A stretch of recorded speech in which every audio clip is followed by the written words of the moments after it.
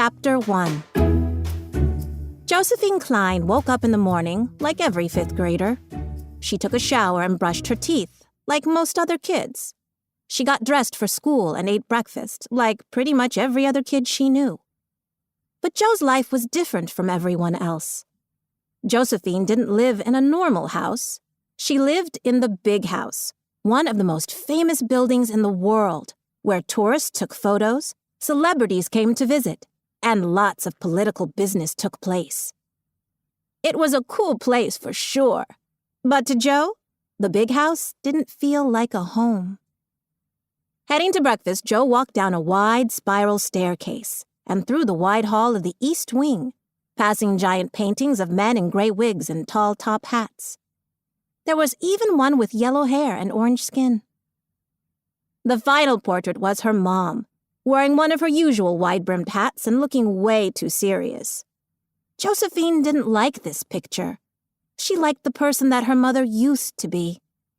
Martha used to tame Jo's frizzy dark hair and braid it into neat rows. She used to laugh and play games and help Jo after school. Jo's school assigned a crazy amount of homework each night, and it was always much easier to finish it with Mom. When Josephine walked toward the big house dining room, two burly men in suits and sunglasses opened the doors for her. She sat at a long table, and a man in a tuxedo poured milk into her bowl of cereal. Crazy corny Cocoa Crisps, her favorite. Jo was looking over her ridiculously large pile of homework when her mother burst into the room, wearing a light blue pantsuit and short high heels. She held her phone in one hand, and in the other she gripped an oversized coffee mug that said, "Keep calm and carry on being president." Yep, that's why Josephine's life was different. Her mother was Martha Kline, the president of the whole entire country.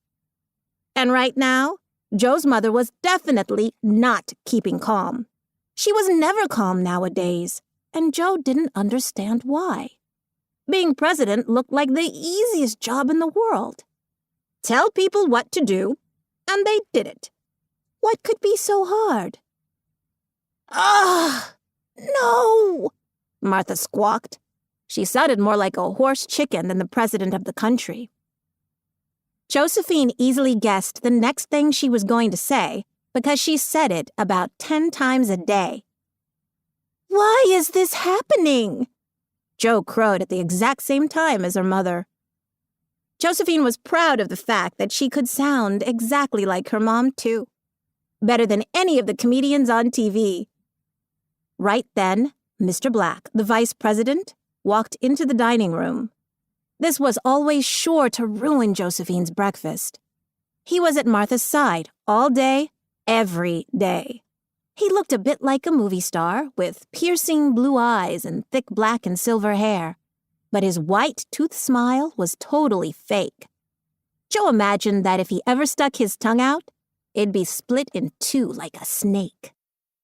"I'm sorry, Ms. President, but there's nothing we can do about it," said Mr. Black. "The poll numbers don't lie, and yours are the lowest they've ever been. Lower than any president in history." During her mom's campaign, Josephine had learned what poll numbers were, the results of massive popularity contests for grown-ups.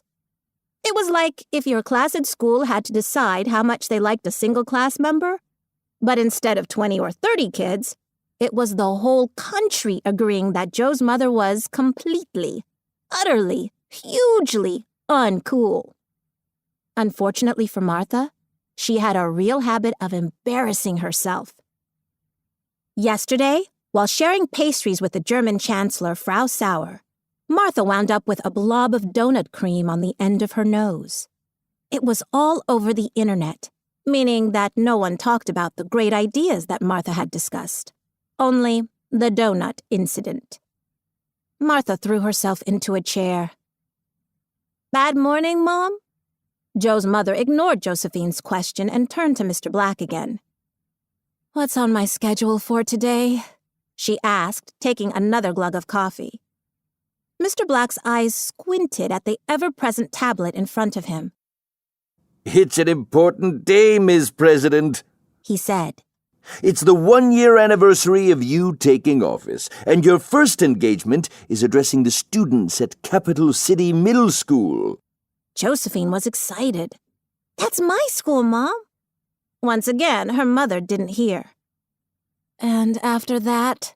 Martha Kline asked. Next, you'll be flying one state over on Presidential Airlines to speak to the workers at the Brush'em Bright Toothbrush Factory. Mr. Black tapped his tablet. Finally, tonight is your State of the Nation address. This speech is really important. Those poll numbers aren't going to improve on their own. It needs to be the best speech you've given in your entire career. Or else. Or else what? Joe asked. Will you have to stop being president?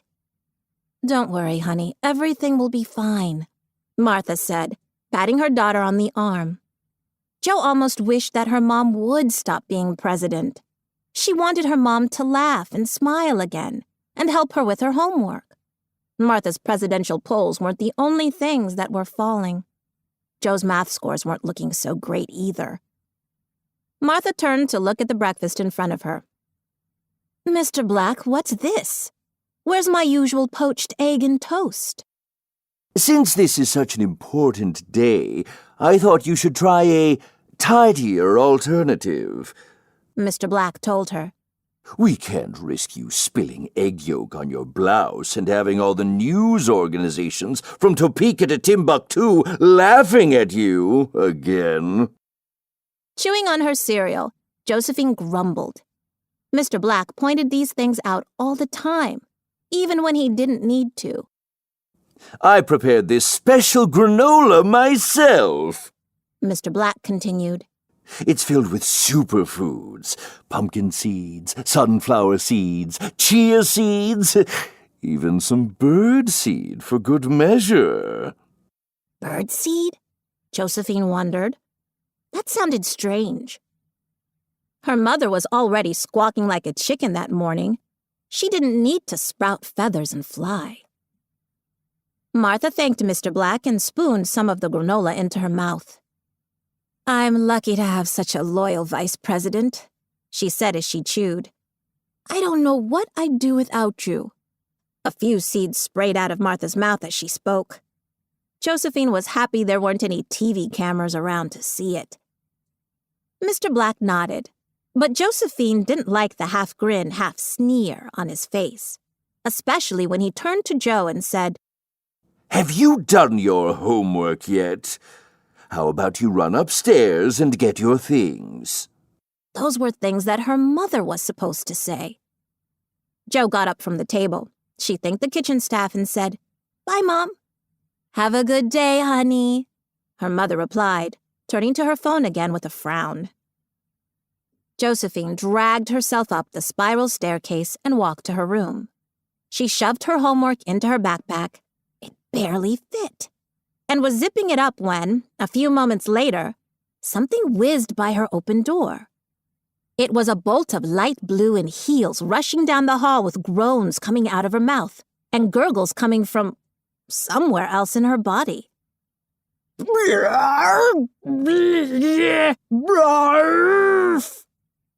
Josephine ran out as her mom threw herself into the presidential bathroom and slammed the door shut. But the terrible sounds came through. Josephine had a pretty good idea of what might be happening behind that door, and one thing was for sure.